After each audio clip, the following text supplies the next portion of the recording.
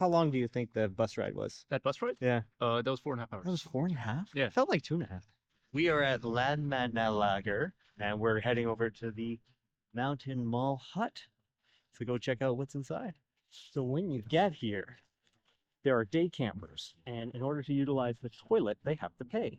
If you're on the Laugavegur Trail, then you don't have to pay. You could just go in and use the toilet facilities yourself. So that makes it super easy. And then in this direction is where we're going to be starting off. Let's roll. We are finally leaving the first base camp, climbing up the start of the trail. There's a lot of people at the Laugavegur. There must have been 200 people on those tour buses, 4 tour buses, and I think a 5th one came in when we were in the hot pool, the hot spring. We started at Laugavegur in the high season of July, and it was quite busy with the number of tourists and trekkers within this area. I would say about 50% were day hikers, and the other 50% were doing the actual Laugavegur Trail. The Laugavegur Trail is a 55-kilometer hiking trail that introduces you to astonishing diversity of landscapes, such as colorful rhyolite mountains, thermal pools, glaciers, and volcanic slopes carpeted in emerald green moss. The lava field consists of dark basalt ossified into strange formations and dotted with green moss. As you walk, you'll see evidence of geothermal activity, including steam rising from vents in the ground and puddles of bubbling mud. And you're eating some sort of power bar. Yes, this is a Cliff Builder's bar. It's got 20 grams of protein, so at the end of this journey, I'm going to be jacked. So some really breathtaking scenes to see here. I think this trail will lead us with mostly the trekkers who are going, and then down this direction, I think it's a lot of the day hikers who are taking the split on the trail end right here. And there are some really nice geothermal pools. Wow, those are some nice geothermal pools. Of course, with that smell of sulfur in there. Raventinisker. There it is. That's where we're going. Boom. Done. Not whatever you say. Yeah, the opposite of what I said. That's where we're going. That's where we're going. The opposite of what I said. The mountains and lava fields are the result of thousands of years of volcanic activity. The Laugavegur lava field, a wide expanse of jagged black obsidian, was formed after an eruption in 1477. One of the most memorable features of Laugavegur are the colorful rhyolite mountains. Rhyolite is a type of volcanic rock that is made of quartz and silica. Minerals such as iron and sulfur add extra color to the mountains. The first section of the Laugavegur Trail was quite simple. The weather cooperated with us, and it made it quite enjoyable to traverse the landscape until we got into the more mountainous areas towards Hafrnesker Hut, where I had to change my gear into more rain gear. Okay, so in front of us, there's going to be a glacial bridge that we need to get over. A snowpack bridge. So, Eric, are you ready for this? I'm ready for this. Okay. All geared up. Let's go. All right, let's do this. So the big question you might be thinking to yourself, do I need any specialized footwear to traverse this snowpack? No, there's not. What you bring is going to be perfectly fine for what it is.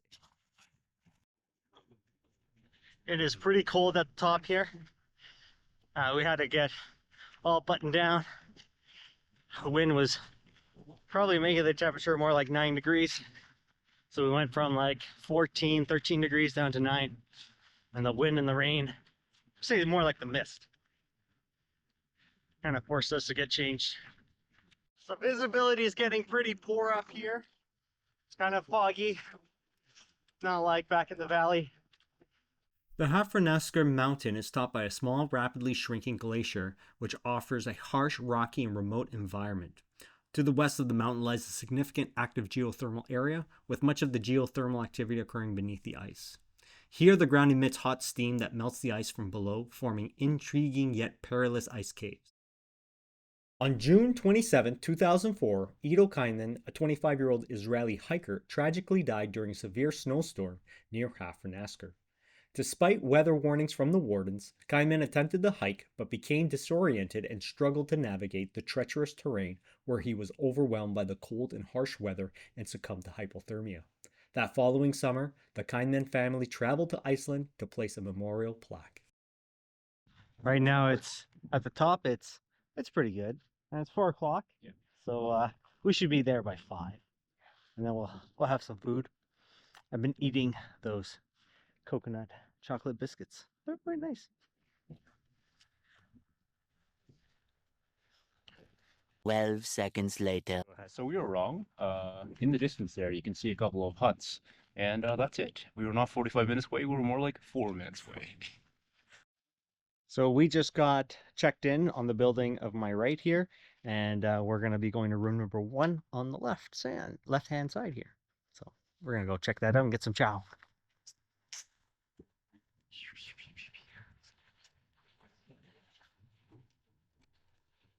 The mats on all the huts were in excellent condition but well used. They were comfortable with a sleeping bag, allowing one to forego needing to bring a sleeping mat if you booked at the huts. So Eric and I are all set up in our single bunk beds. The next step is food. So we got to go check out the kitchen. The kitchens at the huts are impressively well stocked, especially considering the remote locations. Upon entering, you'll find a variety of essential cooking tools and utensils neatly organized ready for use. The shelves are lined with pots and pans and selections of basic kitchenware, making it easy for hikers to forgo their own equipment. There's a reliable supply of fuel for the stoves, and excess boiled water is collected for communal use. The stove itself can be quite a challenge. You have to push in the turn dial and light it afterwards in order to get it to function properly. Okay, so I made a hearty beef stew. This is the first time trying one of these dehydrated packs. And Eric is eating his lasagna, his 3-cheese lasagna. On day 2, you'll depart from Hafranaska, initially descending into Laugavegur Mountains. This stretch offers panoramic views of the surrounding mountains and the vast Laugavegur Glacier. The obsidian Hafranasker is a type of volcanic glass that forms when lava cools rapidly, preventing the formation of crystals. The result is a smooth, glossy material that is usually black, although it can sometimes have shades of dark green or brown. In terms of footwear, I brought my Salomon X Ultra 3 light trail shoes, which I only noticed were soaked at the end of day 2, and were the first piece of equipment to dry out. These shoes are designed to be lightweight, offering excellent flexibility and breathability, which can reduce fatigue over long distances, however, have limited water-resistant properties. They are particularly suitable for well-maintained trails or when you're aiming for speed and agility. Hiking boots, such as what my buddy Eric is wearing, are generally considered the default choice for most hiking adventures. This is because they offer better ankle support, which is crucial when carrying heavy backpacks or traversing uneven, rocky, or slippery terrain. Hiking boots also provide superior protection against the elements, such as water, mud, debris, and typically offer better durability. On day 2, the weather was predominantly cloudy with occasional rain. Temperatures ranged from 2 degrees Celsius to 5 degrees Celsius throughout the day, with winds blowing at 29 to 40 kilometers an hour, and some gusts reaching up to 66 kilometers an hour. I would recommend an inner liner rather than a rain cover for your backpack. We saw a few trekkers whose bag covers flew off on the second day due to the strong winds of the area, causing their whole kit to be soaked. I had to tighten my buddy's bag cover multiple times on the second day to prevent it from flying off. As you descend into the Laugavegur area, the landscape shifts from barren highlands to lush green valleys, giving you an impressive vista view.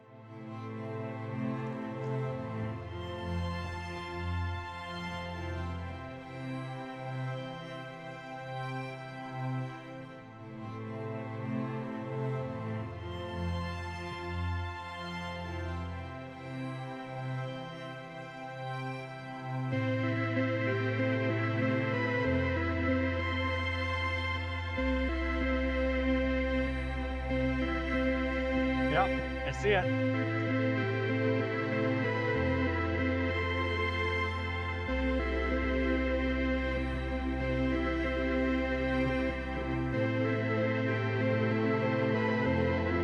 I know some individuals who went barefoot and had no issues during the water crossings. I brought sandals and regretted it as the extra weight did not warrant it. I would have been fine without them, or with a pair of lightweight Crocs, for example. For my towel, I brought a small yellow light cloth that was fine for my purposes as it was lightweight and it dried out quickly. Trekking 15 kilometers a day was the perfect pace for me, allowing me to cover significant ground without feeling rushed or overly fatigued in comparison to the 30 kilometers a day we did on the Laugavegur Trail that caused back and feet issues after a few days. This distance gave me ample time to appreciate the scenery, take breaks, and enjoy the journey without pushing my limits too far. It also ensured that I arrived at camp with enough energy left to set up comfortably and unwind. For me, 15 kilometers a day made the trek both fulfilling and sustainable. We made a stop at Altavan Hut, which is found beside Lake Altavan. The hut features shared dormitory-style sleeping arrangements with bunk beds accommodating around 70 people. It has a communal kitchen equipped with gas stoves, cooking utensils, and dining tables where hikers can prepare and enjoy meals together. The hut also has a common area for socializing and relaxing after a long day on the trail. Outfitters provide equipment transportation from hut to hut, which we saw at Altavan Hut. Proper rain gear is essential. I invested in a new Patagonia rain jacket, which kept me dry throughout my trek, even though the outer layer absorbs some moisture. Gloves are a must for this trek due to the cold wind and rain. I also packed clear safety glasses to protect against the rain and strong winds.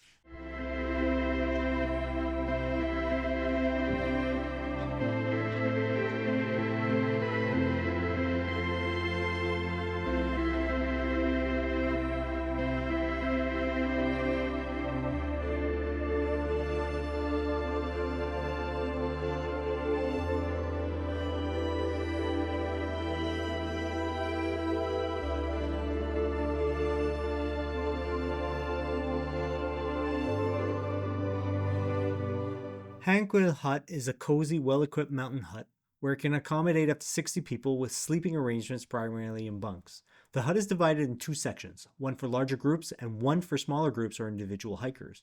It features basic amenities, including a communal kitchen with gas stoves, dining areas, and indoor toilets alongside.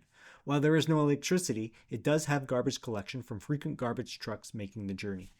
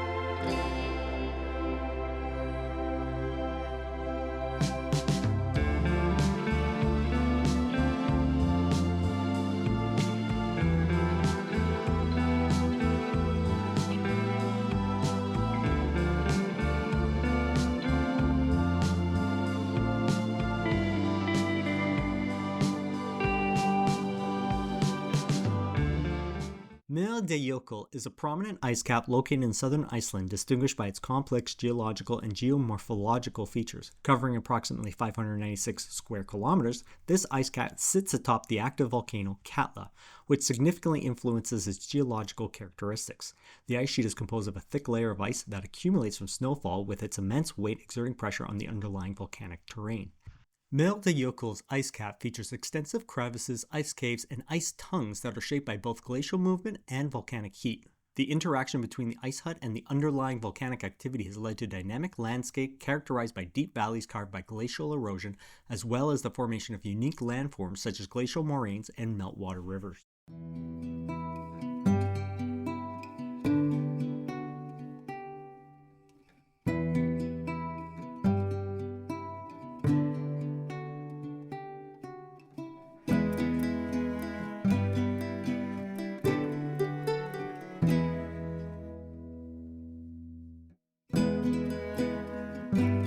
In the Valley of the Dragons, you will trek past Hatfield Mountain, where a few dragons will be slumbering as you make your way across.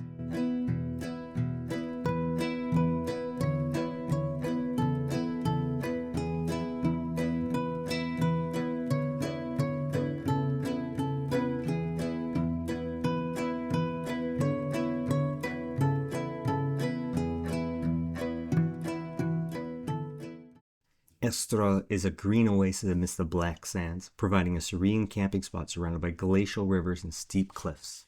And our tent number one is way up there. So that's where we are for the night. We decided not to take a slot in one of the bunk beds because I think they seat like lay 4 people to a bunk bed. Yeah, you know what? Not for me. No.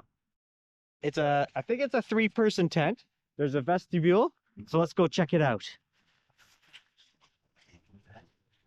And inside, Oh, this zipper's broken. Zippers are broken.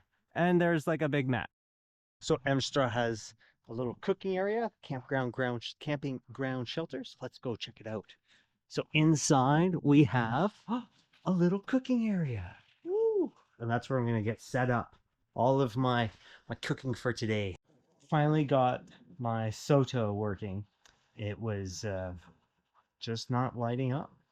But after about, I'd say 30 pumps, I finally got it working. You can hear it there, pumping away, pumping out some gas. So tonight I'm going to be cooking some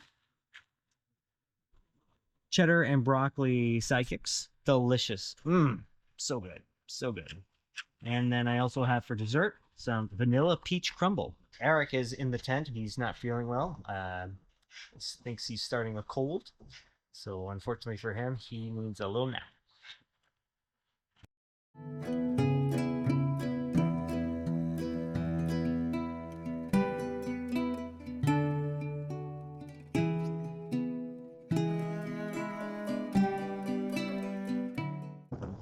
So I just jumped the stream.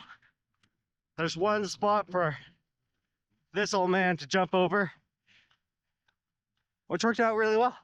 Heading down to Fremri Emstrua River, you will have a steep rocky descent where I had to use a single trekking pole to descend with in order to reduce the chance of rolling my ankle.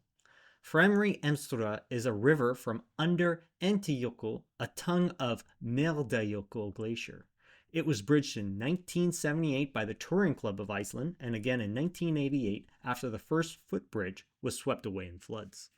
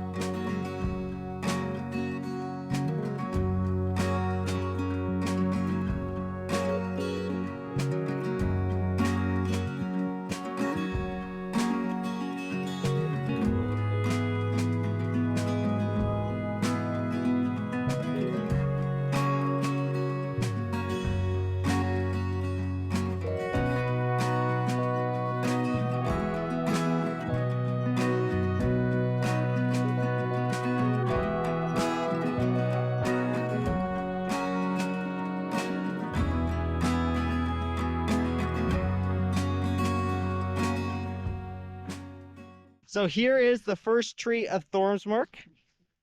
This is a very significant event because it tells you we are entering Thornsmark.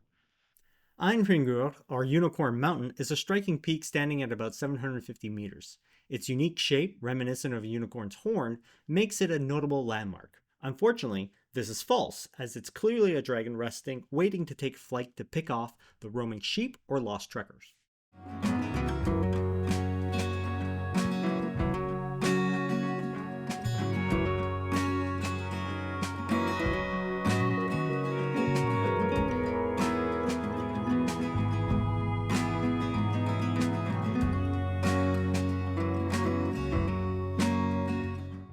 So we are on our way to Volcano Huts. We're only a few kilometers left to go to get there. And we're going to be spending one extra day there before we head off to the next part of our trek. I'm excited for it because they have a buffet. So we're going to have 2 meals of buffet, 2 breakfasts, and rest, recover before we head on to the trek. Finally, we have some trees. Look at all the trees. We're in like a little mini forest right now.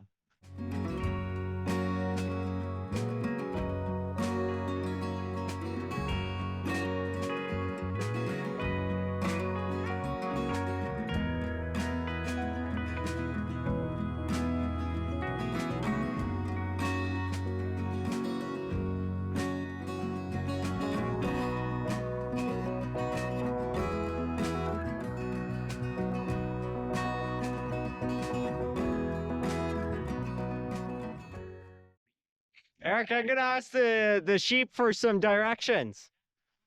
Meh, meh. Yeah, they said go down this way, Eric. So, Eric, how was the river crossing there? It was cold and lots of current. Oh, cold and lots of current. And you had to take off your pants I did. to cross because there's a couple of white caps forming. So it indicated to us that it was a challenge to cross. Would you say that you needed footwear to cross that one? Probably, yeah. Okay. And mostly because the current's pushing you around, you can end up stepping down pretty hard. Yeah. So I think Crocs could do it, but you might lose one. I bet you in a group of like 10 people, yeah, one person's gonna lose one. Oh, look at all the trees, and they're scraggly. They're so scraggly, these trees. Wow. All right, 1.5 kilometers to Volcano Huts. All right. That's where we gotta go. Right up there. Oh, Eric, I hear people. I hear people at Volcano Huts. So we better get going there. There's a lot of food at the buffet that need to be eaten, and that's where we come in. Okay, so we just checked into Volcano Huts. Supper is open from 6 to 9 p.m. It's a buffet. It costs us $55 Canadian, or 5,500 krona. I asks day 6. We had to take an extra day at Volcano Huts because they've been calling for too much wind over the pass. So we are currently walking up the viewpoint, the lookout of a very popular trail. Okay, so we are in Thorsmark right now, and we've been actually waiting for 2 days to go through the pass because it's been closed. They removed the bridge so that travelers don't go up the pass because it's too windy, it's too dangerous. And lo and behold, the tractor is not working. So they can't put the bridge where it needs to be over the river for us to cross to get to the pass. The Fimmvörðuháls trail in Iceland is challenging with 1,000 meters of elevation. The hike is approximately 25 kilometers long and usually takes between 8 to 12 hours to complete, depending on the pace, weather conditions, and rest stops. After speaking with the warden and a short hike to assess the situation, we decided to forego doing the Fimmvörðuháls as planned and take the 2:30 p.m. Trex bus back to Reykjavik. A handful of hikers at the same time jumped on the bus to cross the river to start the Fimmvörðuháls hike, but we decided not to, as doing this hike later in the day meant we would have to arrive at Skogar after midnight, which neither of us wanted.